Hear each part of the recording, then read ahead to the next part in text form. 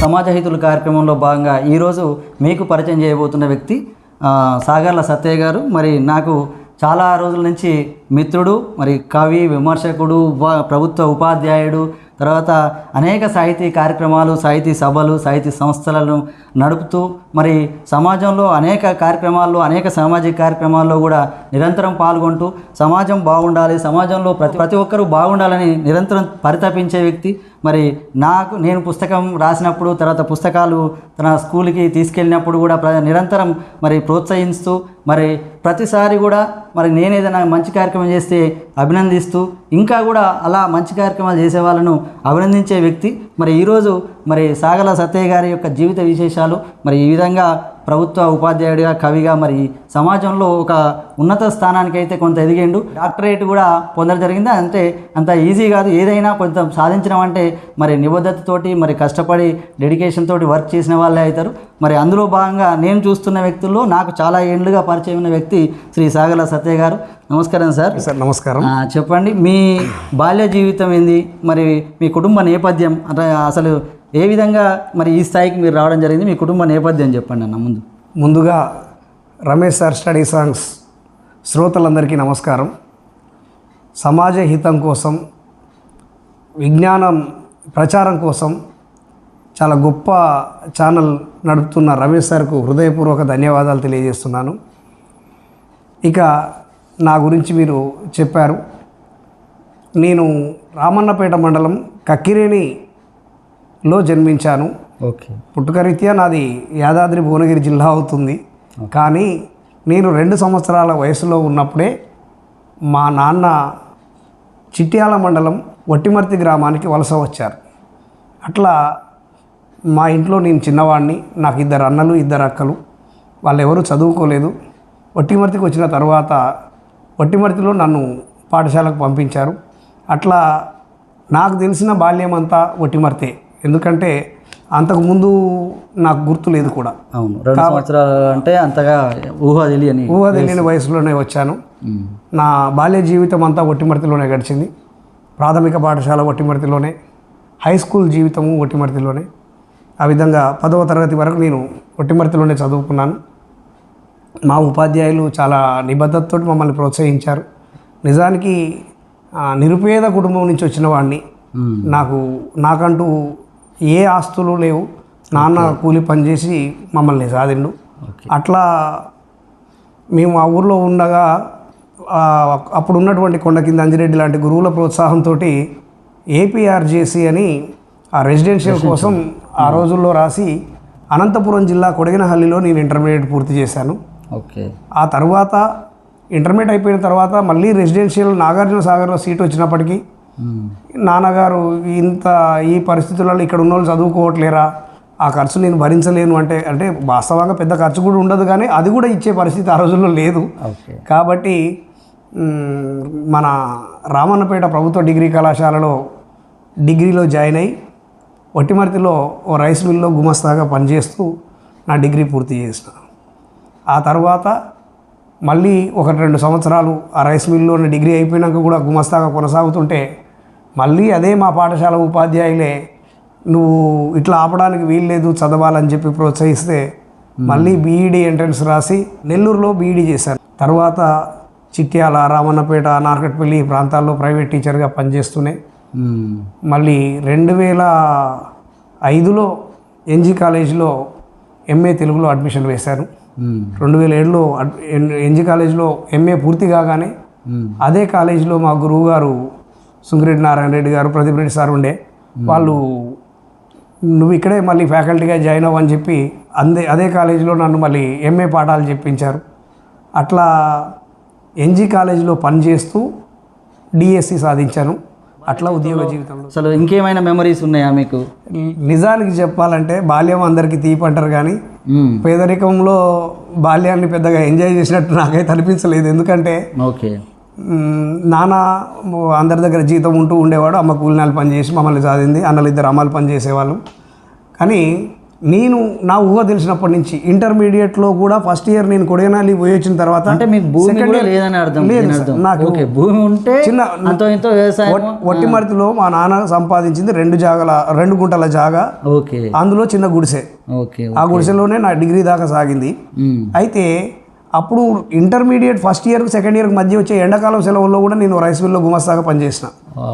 ఆ తర్వాత డిగ్రీలో పూర్తి స్థాయిగా అయితే ఈ గుమస్తాగా చేసే ముందు కొన్ని ప్రయోగాలు కూడా చేసిన.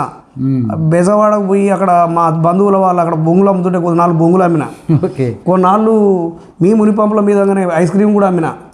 అవన్నీ చూసిన తర్వాత మళ్ళీ నాకేమనిపించింది అంటే దూరపు కొండలు నుండి ఇవన్నీ కాదని చెప్పి మళ్ళీ రైస్ మిల్లోనే గుమస్తాగా జాయిన్ అయ్యి ఆ అడపదడప కాలేజీకి పోయి వస్తూ మిల్లులోనే ఉండి చదువుకొని ఆ రకంగా చదువు ఆపకుండా నా పని కొనసాగింది. మొత్తమే చదువుకు ప్రోత్సహించిన వాళ్ళలో ముఖ్యులు అంటే నీకు మొత్తం మీద చదువుకోవాలని బాగా ప్రోత్సహించిన వాళ్ళు ఎవరు? ఫస్ట్ నా పెద్దన్న. నన్ను చిన్నప్పుడు నన్ను బడికి పంపడానికి ఆయన బుర్రల ప్యాకెట్ తెచ్చి రోజు బుర్రిచ్చాను బడికి పోవాలి నువ్వు అని చెప్పి నన్ను బడికి పంపింది నా పెద్దన్న. అయితే వాస్తవంగా అమ్మ నాన్నకు అవగాహన లేదు. ఆయన కాస్త మిల్లులో పనిచేస్తుండు కాబట్టి లోకాన్ని చూస్తుండు కాబట్టి నన్ను చదివించాలని నన్ను బడికి పంపిండు.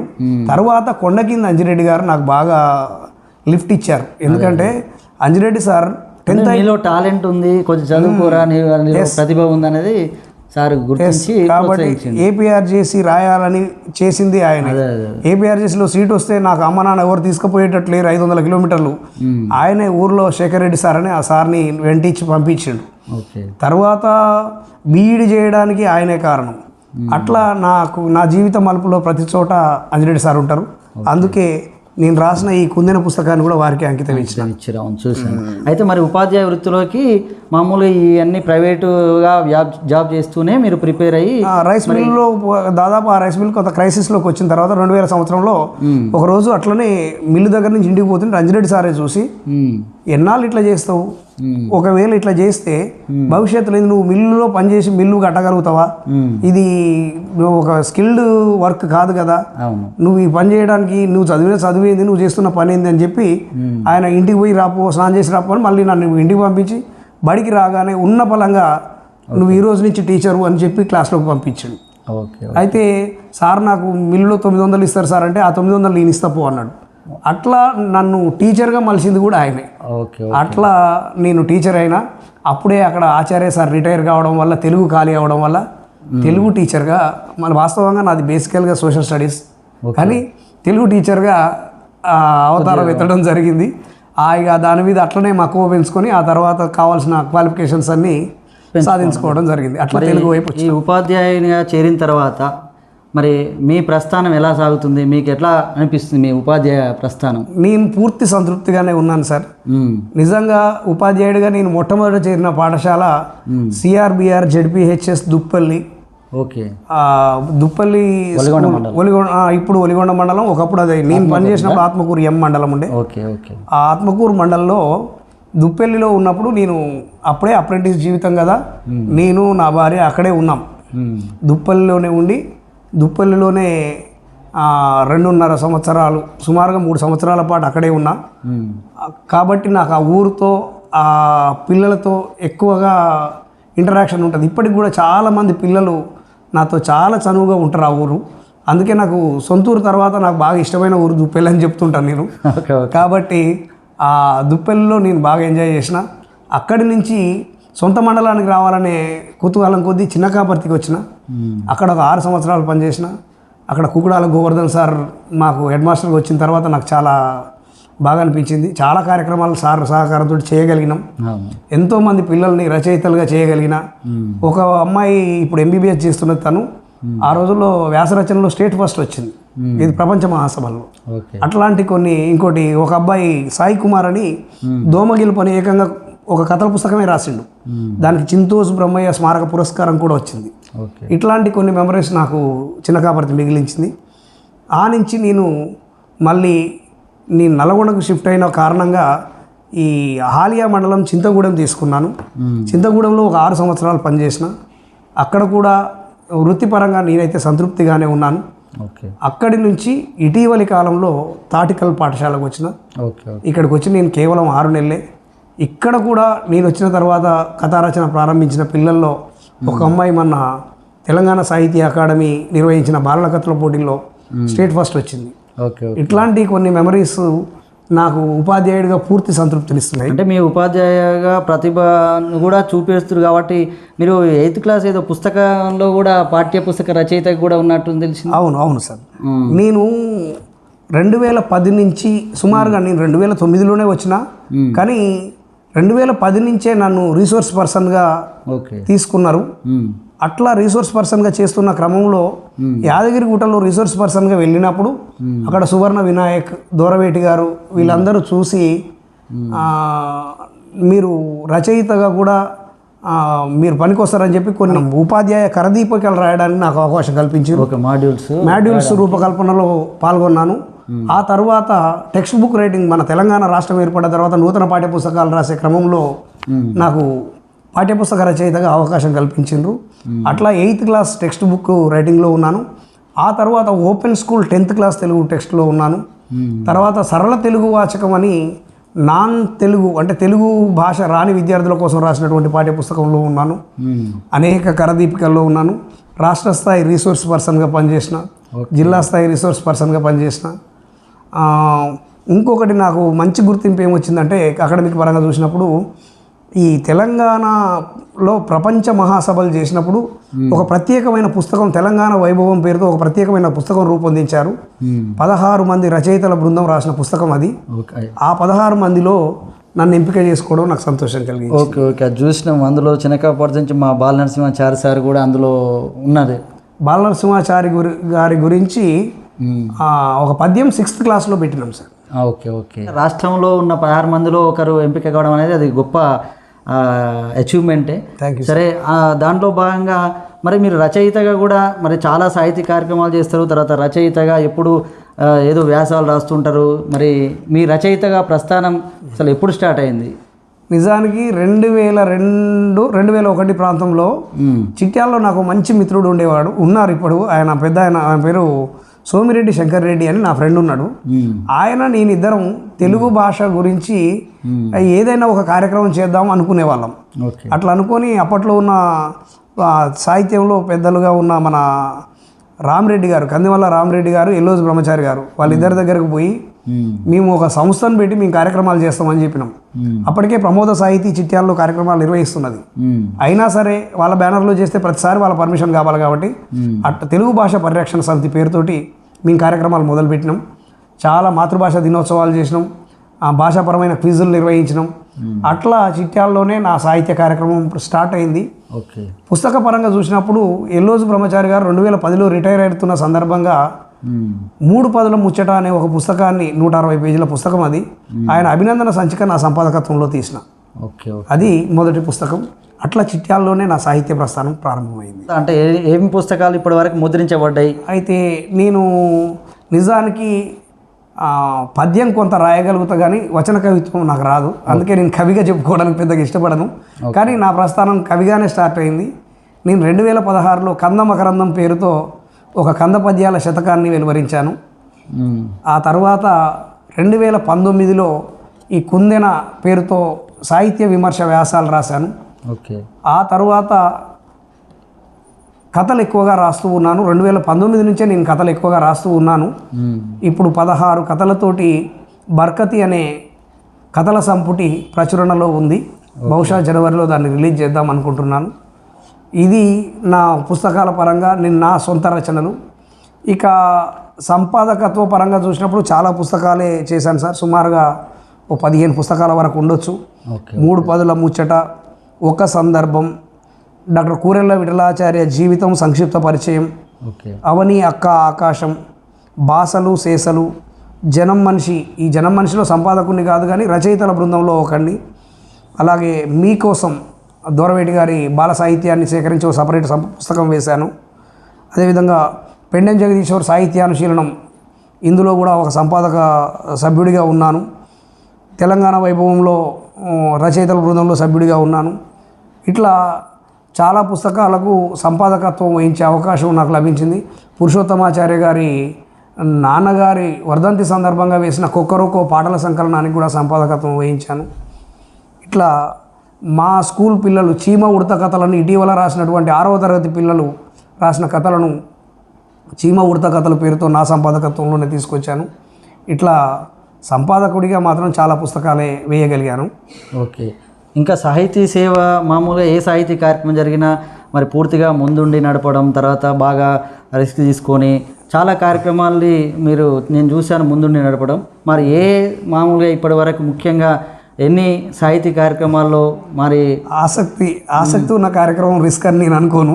Okay okay. ఎందుకంటే నాకు నిజంగా కూడా ఆసక్తి ఎక్కువే కాబట్టి చిట్యాలలో ప్రమోద సాహితీ, అదేవిధంగా మా తెలుగు భాష పరిరక్షణ సమితి ఈ కార్యక్రమాల్లో యాక్టివ్గా ఉండేవాడిని. ఆ నుంచి నేను హాలియాకు పోయిన తర్వాత అక్కడ సాహిత్య సంఘం లేని లోటు కనిపించింది నాకు. అక్కడున్న గారు ఇట్లాంటి కొంతమంది సాహితీవేత్తలతో కలిపి అహల్య సాహితీ సంగమం అని ఒక సంస్థ పెట్టాం. అది కూడా ఇప్పుడు కార్యక్రమాలు నిర్వహిస్తూ ఉన్నది. అట్లాగే ఇట్లా ఈ నల్గొండలో వచ్చేసి సృజన సాహితీ సంస్థ పెరుమాళ్ళ ఆనంద్ గారు అధ్యక్షులుగా, నేను ప్రధాన కార్యదర్శిగా సృజన సాహితీ కార్యక్రమాలు చేస్తూ ఉన్నాం. విశేషంగా మాత్రం సృజన సాహితీ ద్వారా ఎక్కువ కార్యక్రమాలు నిర్వహించాం, పెద్ద పెద్ద కార్యక్రమాలు నిర్వహించాం. సాహిత్య అకాడమీ సహకారంతో పెద్ద కార్యశాల కూడా చేసినాం. అనేక పిల్లల కథలకు కార్యశాలలు నిర్వహించినాం, అనేక పుస్తకావిష్కరణలు చేసినాం. చాలా నల్లగొండలో ఒక సాహిత్య వాతావరణాన్ని నిలబెట్టడానికి మా వంతు ప్రయత్నం చేస్తూ ఉన్నాం. ఓకే. అంటే పిల్లల్ని బాగా ప్రోత్సహించడంలో కూడా సార్ చాలా దిట్ట. ఎందుకంటే చాలామంది పిల్లల్ని మరి ఒక రచయితలుగా, మరి పిల్లల మామూలు కథలు రాసే వ్యక్తులుగా మరి తీర్చిదిద్దడం జరిగింది. అలాగే సాహితీ కార్యక్రమాలు నిరంతరం నుంచి వచ్చి మరి ఈ స్థాయిగా ఒక ఉపాధ్యాయుడిగా, ఒక రచయితగా, తర్వాత అనేక సాహితీ కార్యక్రమాల్లో మరి ముందుండి నడుపుతున్న వ్యక్తిగా మీరు సమాజానికి మామూలుగా మీరు ఏం చెప్పాలనుకుంటున్నారు సార్? సమాజానికి సందేహం ఇచ్చే స్థాయి నాది కాదు, కానీ నిజానికి జీవితం నుండి మనం ఒక లక్ష్యం కోసం పనిచేయాలి. వృత్తిపరంగా పూర్తి న్యాయం చేస్తే మనం తప్పకుండా పిల్లల మనసులో నిలిచిపోతాం అనేది నా బలమైన నమ్మకం. ప్రధానంగా పిల్లల్లో ఉన్నటువంటి సృజనాత్మకతను వెలికితీయడానికి ప్రయత్నం చేస్తే మాత్రం వాళ్ళు తప్పకుండా గుర్తుపెట్టుకుంటారు. ఎందుకంటే చాలామంది పిల్లల్లో గొప్ప సృజన దాగి ఉన్నది. దాన్ని వెలికితీయడానికి ఏమాత్రం మనం ప్రయత్నం చేసినా చాలా అద్భుతమైనటువంటి ఫలితాలు మనం సాధించవచ్చు. ఎందుకంటే దానికి ఉదాహరణ తాటికల్ నేను ఇటీవలనే పోయినా ఇప్పటికి సుమారుగా 70 కథలు రాసిన పిల్లలు నా దగ్గర ఉన్నది. 120 మంది పిల్లలే, అందులో 30 నుంచి 40 మంది రచయితలు ఉంటారు. వాళ్ళు 70 కథలు రాశారు. అంటే తప్పకుండా ఇది మనం చేయగలుగుతాం అనేది పిల్లలకు కొంత అవగాహన కల్పిస్తే తప్పకుండా విజయాలు సాధించవచ్చు అని నేను బలంగా నమ్ముతాను. ఆ దిశగానే నా ప్రయత్నం జీవితాంతం కొనసాగుతుందని నేను భావిస్తాను. Okay sir. మొత్తం మీద సమాజానికి ఒక గొప్ప సందేశం కూడా మరి సార్ జీవితం కూడా. ఎందుకంటే కడు పేదరికం అంటే కనీసం గుంట భూమి లేని పరిస్థితి నుంచి మామూలుగా కూలి పనికి వెళ్తూ మరి అమ్మ నాన్నలు కూలికి వెళ్ళేవాళ్ళు. మరి సార్కు కూడా వ్యవసాయం కానీ వేరే ఉంటేమో అవి చేసుకుంటూనే ఉండేవాడు. కానీ అవి కూడా లేవు కాబట్టి సరే కొద్దిగా పని చేసే శక్తి వచ్చినప్పుడు మరి వేరే పనికి పోవడం, వేరే కూలికి పోవడం, అలా పోతూ మరి కొంతమంది ప్రోత్సాహంతో మొత్తం మీద సారు వివిధ ప్రాంతాల్లో మరి చదువుతూ మరి తను పనిచేస్తూ మొత్తం మీద ఒక ఉపాధ్యాయునిగా స్థిరపడ్డాడు. ఆ తర్వాత ఒక ఉపాధ్యాయుడే కాకుండా ఒక రీసోర్స్ పర్సన్గా, ఒక పాఠ్యపుస్తక రచయితగా మరి తన ప్రస్థానాన్ని మొత్తం మీద ఒక ఉన్నత స్థాయికి వెళ్ళడం అయితే జరిగింది. ఒక ఉపాధ్యాయునిగా కూడా అది ఒక స్టేట్ రీసోర్స్ పర్సన్గా కూడా మరి మామూలుగా పనిచేయడం అనేది కూడా అది చాలా గొప్ప విషయం. అలాగే మరి ఒక 2 పుస్తకాలు ఇప్పటికే ముద్రించడం జరిగింది.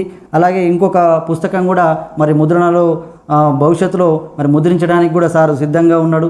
మరి ఆ విధంగా సాహితీ రంగంలో కూడా నిరంతరం మరి సేవ చేస్తూనే మరి అనేక సామాజిక కార్యక్రమాల్లో కూడా నిరంతరం పాల్గొంటుంటాడు.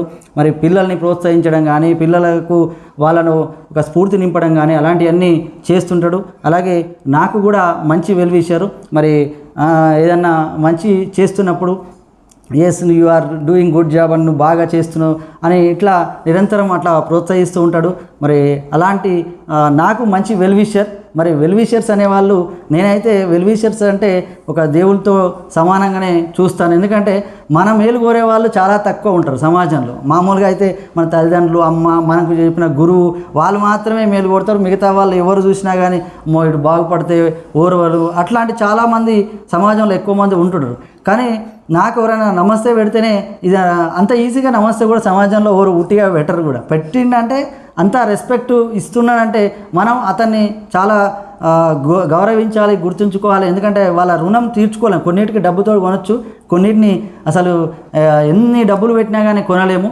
అలా నేనైతే నాకు నమస్తే పెట్టిన ఒక మా ఊరు వ్యక్తినైనా అతనికి ఏం చేయాలి, అతను రుణం ఎలా తీర్చుకోవాలని నిరంతరం తప్పిస్తా. ఖచ్చితంగా ఏదో సందర్భం వస్తే మాత్రం వాళ్ళకు ఏదో ఒక సేవ చేయాలనే దృక్పథం ఉన్న వ్యక్తిగా నేనున్నా. అలాగే సమాజంలో అలాంటి వెల్విషర్ నాకు ఉన్న కొద్దిమంది వెల్విషర్స్లో మరి సాగర్ల సత్తయ్య సార్ కూడా ఒకరు. ఎందుకంటే ఎక్కడైనా కానీ 10 మందిలో అయినా కానీ ఒక మంచి చేసిన వ్యక్తిని మంచి చేస్తుండు అని చెప్పడం అనేది కూడా అంత ఈజీ కాదు. మరి అలాంటి వ్యక్తులలో అన్న ఒకరు కాబట్టి నేను అన్నను ఇంటర్వ్యూ తీసుకోవడం జరిగింది. అలాగే నాకు మాత్రమే కాదు, మరి సమాజంలో కూడా అలాంటి వ్యక్తులు ఎవరైనా ఉంటే ప్రోత్సహిస్తూ మరి ముందుకు పోతున్నాడు. ఇంకా భవిష్యత్తులో కూడా అలానే మరి ఇప్పటి పిల్లల్ని, భావి భారత పౌరులను కూడా ఒక రచయితలుగా, ఒక కథా రచయితలుగా తయారు చేయడంలో మరి అన్న ప్రయత్నం చేస్తున్నాడు. ఖచ్చితంగా చేస్తాడు కూడా, చేశాడు ఇప్పటికే. మరి అలా ముందుకు పోవాలని, సమాజంలో ఇంకా గొప్ప వ్యక్తిగా కూడా ఎదగాలని మనస్ఫూర్తిగా కోరుకుంటూ మరి అన్న సమయం ఇచ్చి నాకు అంటే తన జీవితం మరి ఇన్స్పిరేషనల్గా ఉంది. మరి అలాంటి ఇన్స్పిరేషన్, మోటివేషన్గా ఉన్న తన జీవితాన్ని మనందరం కూడా ఆదర్శంగా తీసుకొని అందరూ కూడా గొప్ప వ్యక్తులుగా ఎదగాలి, తన జీవితంలో స్థిరపడాలి, జీవితంలో ఏదో ఒకటి సాధించాలి, సమాజ హితులుగా ఉండాలి, సమాజం మేలు కోరి సమాజంలో ఒక గొప్ప వ్యక్తులుగా ఎదగాలని అందరికీ కోరుకుంటూ థ్యాంక్ యూ. ధన్యవాదాలన్న.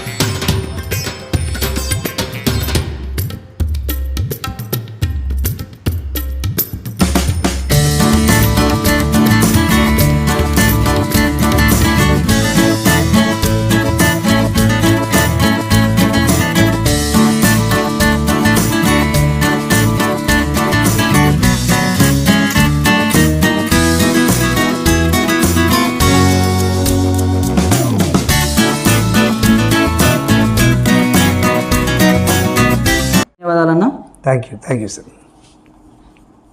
ఈ వీడియో కనుక మీకు నచ్చినట్లయితే లైక్, షేర్ మరియు కామెంట్ చేయండి. మరిన్ని వీడియోస్ కోసం మా ఛానల్ని సబ్స్క్రైబ్ చేసుకోండి.